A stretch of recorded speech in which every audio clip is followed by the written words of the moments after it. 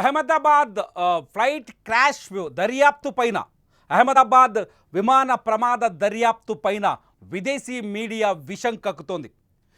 దర్యాప్తులో అనేక అంశాలను దాచిపెడుతున్నారని, అలాగే ఆ ఫ్లైట్లో ఎవరైతే ఆ ఫ్లైట్ని బోయింగ్ 787 ఏదైతే జూన్ 12వ తేదీన ప్రమాదానికి గురైందో ఆ బోయింగ్ విమానంలో కూలిపోవడానికి కారణం పైలట్లే అని నిందలు మోపే ప్రయత్నం చేస్తోంది విదేశీ మీడియా.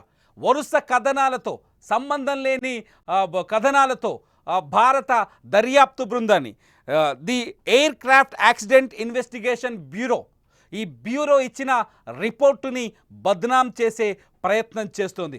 అహ్మదాబాదులో జరిగిన విమాన ప్రమాదానికి కారణం సుమిత్ సబర్వాల్ అనే సీనియర్ కెప్టెన్ అని అతని పైన నిందలు వేసేందుకు తీవ్రంగా ప్రయత్నిస్తోంది విదేశీ మీడియా. ముఖ్యంగా వాల్ స్ట్రీట్ జర్నల్, రాయిటర్స్, అలాగే అల్ జజీరా వంటి విదేశీ మీడియా సంస్థలు నేరుగా ఏఐఐబిని టార్గెట్ చేస్తూ విమర్శలు చేస్తున్నారు. అట్లాగే ఎయిర్ ఇండియాని టార్గెట్ చేస్తూ విమర్శలు చేస్తున్నారు. ప్రమాదానికి పైలట్ తప్పిదమేనని, పైలట్ వల్లే ఈ ప్రమాదం జరిగిందని, ఇది 100% సామూహిక హత్య అని నిందలు వేసే ప్రయత్నం చేస్తుంది వాల్ స్ట్రీట్ జర్నల్ రాసిన కథనాలు, వరుస కథనాల్ని చూస్తుంటే విదేశీ మీడియా వాల్ స్ట్రీట్ జర్నల్ కక్కుతున్న విషయం గురించి మనం స్పష్టంగా అర్థం చేసుకోవచ్చు. అమెరికా మీడియా కావాలనే భారత దర్యాప్తు సంస్థల్ని బలహీనపరచడానికి, దెబ్బ కొట్టడానికి, అట్లాగే భారత్లో ఉండే ఇండియన్ పైలట్స్ పైన లేని మసిని పూయడానికి, ఇండియన్ పైలట్స్ సామర్థ్యాల్ని దెబ్బతీయడానికి ఈ కుట్ర చేస్తున్నట్టుగా చర్చ కూడా దేశవ్యాప్తంగా జరుగుతుంది. అహ్మదాబాద్లో విమాన ప్రమాదంలో దాదాపు 271 మంది చనిపోయారు. ఫ్లైట్లో ఉన్న 240 మందితో పాటు 30 మంది వైద్యులు కూడా ప్రాణాలు కోల్పోయారు. అయితే ఈ ప్రమాదానికి విమానంలో ఉన్న సాంకేతిక లోపాలు కారణమా, లేకపోతే ఏంటి అని దర్యాప్తు చేస్తే కాక్పిట్లో ఒక ఆడియో రికార్డ్ అయింది. ఆ ఆడియో రికార్డింగ్ ప్రకారం విమానానికి అత్యంత కీలకమైన ఇంజన్లకి ఫ్యూయల్ని సరఫరా చేసే ఫ్యూయల్ స్విచ్లు ఆఫ్ అయ్యాయని తేలింది. ఫ్యూయల్ స్విచ్లు ఆఫ్ అయినట్టుగా కాక్పిట్లో వాయిస్ రికార్డ్ అయింది. ఒక పైలట్ ఇంకొక పైలట్ని అడుగుతారు, ఎందుకు ఆయిల్ స్విచ్లని ఆఫ్ చేశారు అని. అయితే అతను రెండో పైలట్ ఇమీడియట్గా ఒక సమాధానం కూడా చెప్పాడు, నేను చెయ్యలేదు అని. ఎందుకు స్విచ్ ఆఫ్ అయ్యాయి? బోయింగ్ విమాన నిర్మాణంలో తప్పులున్నాయా? బోయింగ్ విమానం నిర్వహణలో తప్పుందా, లేకపోతే సాంకేతికంగా టెక్నికల్గా దాన్ని టెస్టులు చేసేటప్పుడు తప్పులు చేశారా? ఈ అంశాలన్నింటినీ వదిలిపెట్టిన వాల్ స్ట్రీట్ జర్నల్ కేవలం ఆ రోజు క్యాబిన్లో ఉన్న సీనియర్ పైలట్ సుమిత్ సబర్వాల్ ఆయన ఉద్దేశపూర్వకంగానే ఆ స్విచ్ల్ని ఆపేశాడనే చర్చ ప్రపంచవ్యాప్తంగా జరిగేలా అమెరికన్ మీడియా, నిజంగా చెప్పాలంటే కేవలం అమెరికన్ మీడియా, భారత దర్యాప్తు సంస్థ air craft accident investigation bureau ఇచ్చిన రిపోర్టు పైన, భారత వైమానిక సంస్థలపైన, భారత విమానయాన సంస్థలపైన నిందలు వేసే ప్రయత్నం చేస్తుంది. గడిచిన 15 రోజుల కంటే జూన్ 12వ తేదీన విమాన ప్రమాదం జరిగితే సరిగ్గా నెల రోజుల తర్వాత జూలై 12వ తేదీన కాక్పిట్ వాయిస్ బయటకు వచ్చింది. కాక్పిట్లో ఏం జరిగిందనే విషయాన్ని ఒక స్పష్టంగా ప్రపంచం మొత్తానికి అర్థమయ్యేలా ఏఐఐబి చెప్పే ప్రయత్నం చేసింది. చాలా క్లియర్గా చెప్పింది, సాంకేతిక లోపాలు కనిపించలేదు, అలాగే పక్షులు ఢీకొట్టలేదు, అలాగే ఫ్యూయల్లో ఫాల్ట్ లేదు, ఫ్యూయల్ చాలా నాణ్యమైన ఫ్యూయల్నిచ్చారు.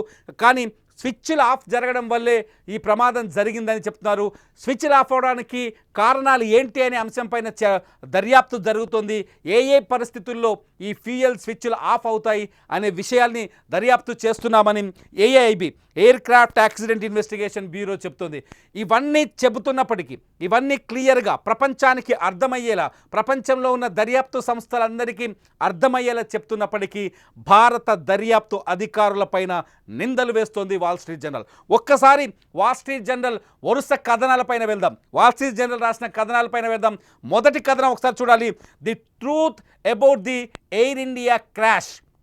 ఇక్కడ చాలా స్పష్టంగా ఈ ఆర్టికల్లో వాల్ స్ట్రీట్ జర్నల్ ఒక తప్పుడు ఆరోపణ చేసింది. ఆరోపణ ఏంటంటే పైలట్ ఎర్రర్ని కప్పిపుచ్చే ప్రయత్నం చేస్తున్నారు ఏఏఐబి దర్యాప్తు అధికారులు అని.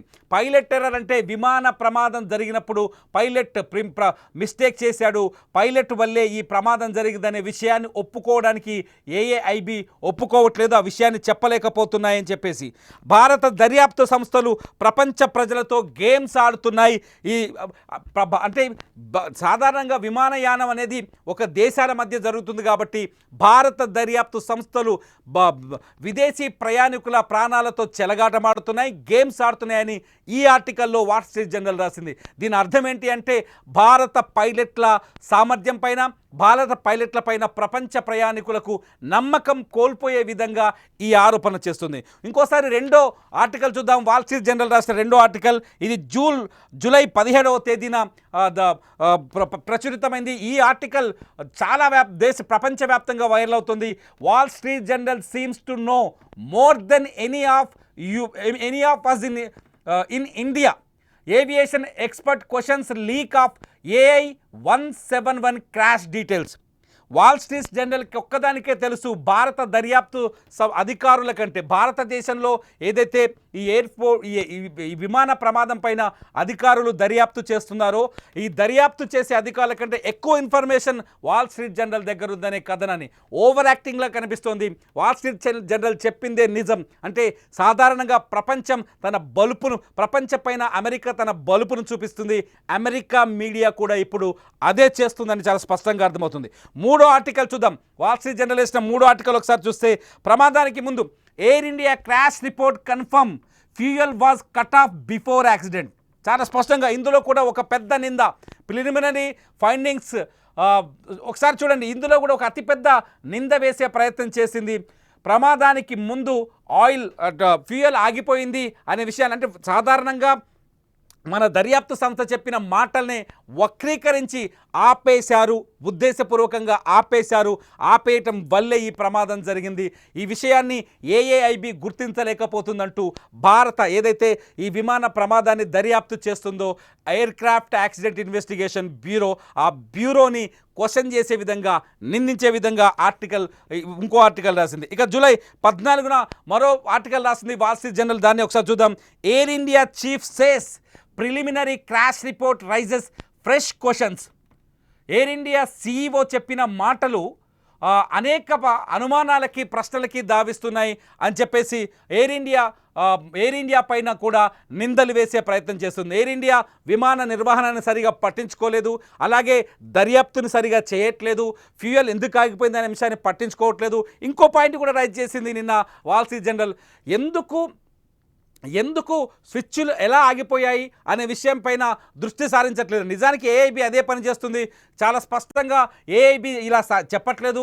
స్విచ్లు మాన్యువల్గానే వాడతారు, కానీ ఎలా ఆగిపోయాయో చెప్పలేకపోతున్నాం. స్విచ్ల మ్యానుఫ్యాక్చరింగ్లో ప్రాబ్లం లేదు, స్విచ్ల్ని ఆన్ ఆఫ్ చేయడంలో ఎటువంటి ప్రాబ్లం లేదు, విమాన నిర్వహణ విషయంలో ఎటువంటి ప్రాబ్లం లేదు, విమాన తయారీలో ఎటువంటి ప్రాబ్లం లేదని ఏఐబి చెబుతూనే స్విచ్లు ఎందుకు ఆగిపోయాయో చెప్పలేకపోతుందంటూ నిన్న కూడా వాల్ స్ట్రీట్ జర్నల్ మరో కథనాన్ని ప్రచురించింది. ఇవాళ జూలై 17న కొత్తది new details in air India crash probe. ఒకసారి చూడండి. New details in air India crash probe shift focus to senior pilot. ఒక్కసారి ఇది అర్థం చేసుకోండి. New details in air India crash probe shift focus to senior pilot. ఎవరైతే సుమిత్ సబర్వాల్ ఉన్నారో సుమిత్ సబర్వాల్కి సంబంధించిన కథనాన్ని రాసే ప్రయత్నం చేసింది వాల్ స్ట్రీట్ జర్నల్. సుమిత్ సబర్వాల్ని నిందించే ప్రయత్నం చేసింది. నేరుగా ఈ ఆర్టికల్తో సుమిత్ సబర్వాల్ని నిందించింది. సుమిత్ సబర్వాల్ వల్లే ఈ ప్రమాదం జరిగిందని, ఇదొక సామూహిక హత్య అని ప్రచారం చేసే ప్రయత్నం చేస్తుంది wall Street Journal. Wall Street journal నిన్న ఈ కథనాన్ని మీరు ఒక్కసారి చూస్తే చాలా స్పష్టంగా కొన్ని అంశాలు ఉంటాయి. సుమిత్ సబర్వాల్ చిన్నప్పటి నుంచి ఆయన పెరిగిన విధానం గురించి, ఆయన స్నేహితులతో మెలిగిన విధానం గురించి, ఆయన ఫ్రెండ్స్ గురించి, అలాగే సుమిత్ సబర్వాల్ అనారోగ్య పరిస్థితుల్లో ఉన్నాడని, ఎవరితో మాట్లాడాడని, మూగీ ఫెలో అని, అతను మాట్లాడితే పక్క వ్యక్తికి కూడా వినపడదని, ఇలా ఆయన మానసిక స్థితిని నమ్మించే ప్రయత్నం చేసింది. అంతేకాదు ఏఐబి అర్జెంటుగా air force medicine and psychology టీంని కూడా ఇప్పుడు అర్జెంటుగా air safety medicine and psychology టీంని కూడా తమ దర్యాప్తు సంస్థలో చేర్చుకోవాలంటూ ఉచిత సలహాలు కూడా ఇస్తుంది Wall Street Journal. Wall Street జర్నల్తో పాటు ఇదే అంశాలని తాజాగా వాల్ స్ట్రీట్ జర్నల్ని వంక పెట్టుకొని అల్ జజీరా కూడా ప్రచురించింది. What happen to fuel control switches and doomed air India flight 171. ఎక్స్ప్లెయినరీ చాలా స్పష్టంగా ఒక్కొక్క పాయింట్ని బదనాం చేసే ప్రయత్నం చేస్తుంది. అంటే వాల్ స్ట్రీట్ జర్నల్ ఏదైతే రాసిందో ఆ కథనాన్ని ఆధారంగా చేసుకొని ఇది అల్ జజీరా అనే ఒక విదేశీ మీడియా భారత దర్యాప్తు బృందాలపైన నిందలు వేసే ప్రయత్నం చేస్తుంది. ఇది సేమ్ టైం ఇలాగే రాయిటర్స్ కూడా తాజాగా కూడా భారత దర్యాప్తు బృందాలపైన నిందలు వేసే ప్రయత్నం చేస్తుంది. ఒకసారి చూద్దాం రాయిటర్స్ ఏం చేసింది. Air India cockpit recording suggest captain cut fuel to engines before crash source says. అంటే వీళ్ళేదో విమాన ప్రమాదం జరిగినప్పుడు వీళ్ళు అక్కడుండి చూసినట్టుగా ఎయిర్ ఇండియా రిపోర్ట్ చెప్తోంది. కెప్టెన్ తన చేతులతోనే ఆయన స్విచ్ల్ని ఆఫ్ చేశాడని చెప్పేసి రాయిటర్స్ కూడా వరుస కథనాన్ని ప్రసారం చేస్తుంది. ఇవన్నీ విదేశీ మీడియాలు ఎందుకు ఇలా చేస్తున్నాయని ఒక్కసారి మనం ఆలోచిస్తే బోయింగ్ విమాన తయారీ సంస్థ అమెరికాకు చెందినది. ప్రపంచవ్యాప్తంగా బోయింగ్ విమానాల్ని అక్కడి నుంచే సరఫరా చేస్తున్నారు. అమెరికాకు సంబంధించిన ఈ బోయింగ్ విమానాల లోపాలను కవర్ చేయడం కోసం ఒకవేళ ఈ స్విచ్లు ఆగటం వెనుక బోయింగ్ విమాన నిర్మాణంలో సమస్య ఉందని తేలినా, ఒకవేళ ఈ స్విచ్లు ఆపడం వెనుక బోయింగ్ విమానాలు ఈ స్విచ్లకు సంబంధించి ఫ్యూయల్ కంట్రోల్ స్విచ్లకు సంబంధించిన మాన్యువల్ ఎప్పుడు ఎయిర్ ఇండియా సంస్థల విమానాల్ని కొన్న సంస్థలకు చెప్పలేవని ఎక్స్ప్లెయిన్ చేయలేకపోయాయనే నింద వచ్చిన ఆ బోయింగ్ విమానాల కొనుగోలు పూర్తి స్థాయిలో ఆగిపోతుంది. ఆ బోయింగ్ విమానాలపైన నిందలు మరింత పెరిగే అవకాశం ఉంది. ఇప్పటికే బోయింగ్ 777 అనే ఒక మోడల్ పైన తీవ్రమైన వ్యతిరేకత ఉంది ప్రపంచవ్యాప్తంగా. ఎందుకంటే మొత్తం 6,000 విమాన ప్రమాదాలు బోయింగ్ సంస్థకు సంబంధించిన విమాన ప్రమాదాలు 6,000 జరిగితే అందులో ఎక్కువ శాతం దాదాపు 1,100 విమానాలు బోయింగ్ 777 విమానాలకే ప్రమాదాలు జరిగాయి. ఇవి క్రాషులు కాదు, సాంకేతిక లోపాలతో కుప్పకూలిపోయిన సందర్భాలు ఎక్కువగా ఉన్నాయి. ప్రపంచవ్యాప్తంగా బోయింగ్ సంస్థ ఇప్పటి వరకు దాదాపు 14,000 బోయింగ్ విమానాలని తయారు చేసి ప్రపంచం మీదకు వదిలింది. అమెరికాకు సంబంధించిన ఈ బోయింగ్ సంస్థ 14,000 బోయింగ్ విమానాలని ప్రపంచానికి అమ్మింది. ఇందులో 6,000 బోయింగ్ విమానాలు ఇప్పటి వరకు ప్రమాదానికి గురయ్యాయి. దాదాపు 6,000 మన అహ్మదాబాద్లో కుప్పకూలిపోయిన 787 మోడల్తో సహా మొత్తం 6,000 బోయింగ్ విమానాలు ప్రమాదానికి గురైపోయాయి. ఇందులో 9,000 మంది మొత్తం బోయింగ్ విమానాలు ఎక్కిన 9,000 మంది అత్యంత దారుణంగా ప్రమాదాల బారిన పడి ప్రాణాలు కోల్పోయారు. ఇవన్నీ హత్యలు కావా? ఎందుకు భారత సీనియర్ పైలట్ దాదాపు 56 ఏళ్ల వయసున్న సుమిత్ సబర్వాల్ మొత్తం 15,600 గంటలు తన జీవితాన్ని ఎయిర్లోనే గడిపాడు. అంటే ప్రపంచాన్ని మొత్తం చుట్టేశాడు. కొన్ని లక్షల కిలోమీటర్లు తను విమానం ద్వారా ప్రయాణం చేశాడు. ఇంతవరకు సుమిత్ సబర్వాల్ పైన చిన్న కంప్లైంట్ కూడా లేదు. ఒకసారి అలా కుటుంబ సభ్యుల గురించి కానీ అతని ఫ్రెండ్స్ని కానీ విచారిస్తే సుమిత్ సబర్వాల్ ఒక మృదు స్వభావి, ఎదుటి వ్యక్తికి ఏమాత్రం హాని కలిగించని వ్యక్తి. అటువంటి వ్యక్తి ఇటువంటి నిర్ణయం తీసుకుంటాడని మేము అనుకోము. అంతేకాదు చాలా ఇంటలెక్చువల్. సుమిత్ సబర్వాల్ చాలా తెలివైన వాడు. వాళ్ళ నాన్న కూడా ఎయిర్ ఇండియాలో భారత వైమానిక సంస్థల్లో భారత వైమానిక శాఖలో పనిచేశాడు. ఒక సీనియర్ అధికారిగా వాళ్ళ తండ్రిని చూసి ఇన్స్పైర్ అయ్యి ఆయన ఎయిర్ పైలట్గా మారాడు, ఏరోనాటికల్ ఇంజనీరింగ్ చేశాడు. అటువంటి సుమిత్ సబర్వాల్ పైన చనిపోయే వరకు, మొన్న అహ్మదాబాద్ విమాన ప్రమాదంలో చనిపోయే వరకు చిన్న మచ్చ కూడా లేదు. దాదాపు 15,600 గంటలు ఆయన ఎయిర్లో తిరిగితే అందులో 8,500 గంటలు కేవలం బోయింగ్ 787 ఏదైతే ఇప్పుడు అహ్మదాబాద్లో విమాన ప్రమాదానికి గురైందో ఆ మోడల్ ఫ్లైట్నే ఆయన దాదాపు 8,500 గంటలు నడిపాడు. ఇదంతా చూస్తుంటే సుమిత్ సబర్వాల్ పైన నింద వేసి కేవలం ఈ పైలట్ని ఒక దోషిగా చూపించి ఈ పైలట్ వల్లే ప్రమాదం జరిగిందని, ఆయనే సామూహికంగా హత్య చేశాడని రాయిటర్స్ వాల్ స్ట్రీట్ జర్నల్లో చాలా ఉదాహరణలు కూడా చాలా చోట్ల తీసుకుంటున్నారు. ఈ గతంలో జరిగిన ఈజిప్ట్లో జరిగిన విమాన ప్రమాదంలో సామూహిక హత్య జరిగిందని, లేకపోతే ఇటలీలో జరిగిన విమాన ప్రమాదం, మలేషియాలో జరిగిన విమాన ప్రమాదంలో సామూహిక హత్యగానే గుర్తించామని, పైలట్స్ కూడా సామూహిక హత్యలకు పాల్పడతారని, అటువంటి పిచ్చి కథనాలన్నీ తెలిసి మన సుమిత్ సబర్వాల్కి అంటించే ప్రయత్నం చేస్తున్నారు. భారత దర్యాప్తు సంస్థని బదనాం చేయడంతో పాటు అహ్మదాబాద్ విమాన ప్రమాదాన్ని ఒక మూకుమ్మడి హత్యగా చిత్రీకరించే కుట్ర చేస్తోంది విదేశీ మీడియా. బోయింగ్ అనే తన సంస్థను కాపాడుకోవడం కోసం, బోయింగ్ విమానాల అమ్మకాలు ఆగిపోకుండా ఉండడం కోసం ఈ కుట్ర చేస్తున్నట్టుగా చాలా స్పష్టంగా అర్థమవుతుంది. మీరు చూసారు ఇప్పటివరకు ఆల్రెడీ స్క్రీన్ పైన విదేశీ వాల్ స్ట్రీట్ జర్నల్ అని కేవలం వాల్ స్ట్రీట్ జర్నల్ ఒక టార్గెట్ చేసి ఒక కుట్రపూరితమైన కథనాల్ని అమెరికాలో ఉన్న నిపుణుల సలహాల ద్వారా, లేకపోతే ఏఏఐబి దర్యాప్తు సంస్థకు దగ్గరగా ఉన్న సోర్సెస్ ద్వారా మేమే ఈ కథనాల్ని రాస్తున్నాం, ఇందులో నిజం ఉంది, ప్రపంచం మొత్తం నమ్మాలని. వీళ్ళు ఇలా చేయడం వల్ల ప్రపంచం మొత్తం భారత పైలట్లని నిందలుగా చూసే అవకాశం, పైలట్ల పైన నిందలు వేసే అవకాశం ఉంటుంది.